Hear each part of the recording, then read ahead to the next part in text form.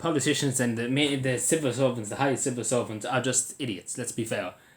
First of all, Paul Weed has me head light the last few months, talking constantly about the hospital's overwhelmed, everybody's going to die, and that people should keep low contacts and things like that, not meet with each other, do things, sit in the house and basically cry, in other words. That's what he wants people to do. So he decided himself, in his own free will, when he said the other day to not congregate around to go to in big settings, he decided to go to a little party. Isn't it great? He had the crack, he had great fun, he was laughing at us, he was probably like, look at these fools, the Irish public, we're robbing them blind. Again, one rule for the other, rule for the other, but he's there with an IFA thing, and there's a football association, you can see him in the background, no mask, no such thing as social distancing, apparently that doesn't exist there, and I love it, like it literally, you can see straight underneath it, there's somebody from the mainstream media, Sarah Cowboy, just like, he's only a human, he's a higher up civil servant, we pay him 500,000 a year, $500,000 a year, he's only human, don't upset him, don't upset me.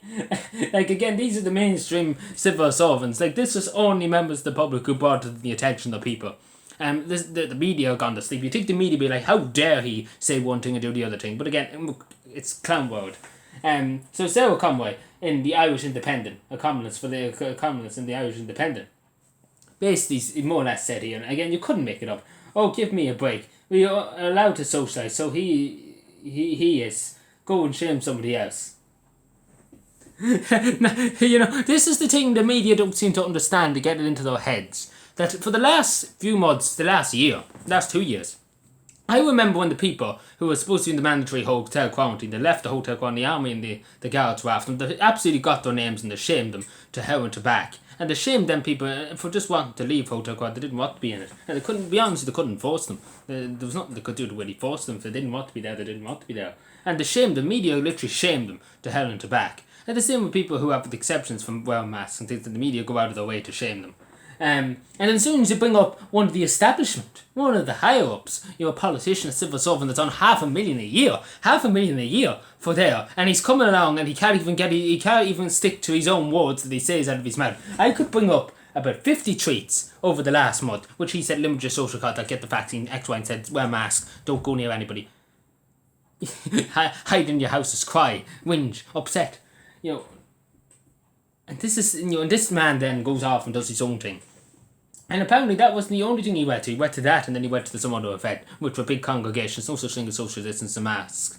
Went to that. And would they ask for the vaccine passport? Not likely. But you look at it. It's a great country. Don't you know? It's a great country, It's just, you couldn't make it up, especially the media here. You can just see how sour they are. Just like fucking bastards of Irish public. Bringing up civil servants being corrupt and being ignorant and not even going by their own words. Like, again, it wasn't the media. The media, the RT won't go near this. RT won't see it on RT tonight. It'd be just covered over. It'd be forgotten about. So, he didn't, especially, imagine coming along and saying this. Imagine a journalist, a so-called journalist, come along and say, give somebody a break, a civil servant. I didn't see them, no journalist I seen taken up for them people who left mandatory hotel quarantine. No, they all went fucking berserk. They all lost their nuts. The same with anybody. Like, I seen people who were going to their mother's grave and were turned around the journalism. The journalist said, disgraceful that they even challenged the girl's authority and X, Y, and Z. And then Father PJ, they fucking went nuts. Excuse me for my language, but they went nuts that he was saying maths, the journalist. And like, he shouldn't have his church clothes, it's a disgrace. And this is what they were at. This is what the main journalists were at. We were giving out, saying, how dare he open the church to his parishioners? How dare he open it? We want people to be sitting at home crying and reading RCE. Like, this is what the journalists in this country are doing. Like, again, I understand he's entitled to socialise. But again, he's saying one thing and he won't do it. If I said, stay at home, hide in your house, that I would try and stick by that. I would say I'm going to sit in a home, hide in my house. Like, again, I don't plead with people. I say to people, if you think you want to wear a mask or you think you feel safe to wear a mask, wear a mask. If you don't, whatever. It's up to you. It's your own personal choice. It's not up to me to be demanding you to do anything. It's not my authority. It's not anybody's authority which to demand you to do anything. As long as you're not shooting anybody or killing anybody, that's the law. Obviously, that's the law of the land. The law, that's pure, simple.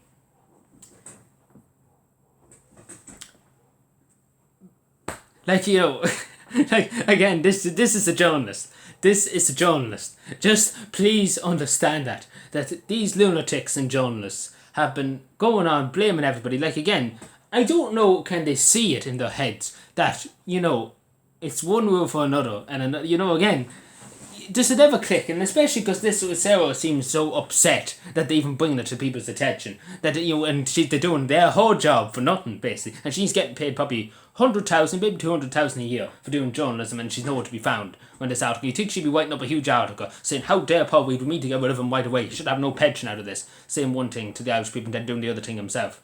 Again, probably nothing going to be said in the Irish Independent. Probably forgotten about. It's all going to be forgiven. It's all forgiven. Like, again, water, you can't make it up. You couldn't make it up.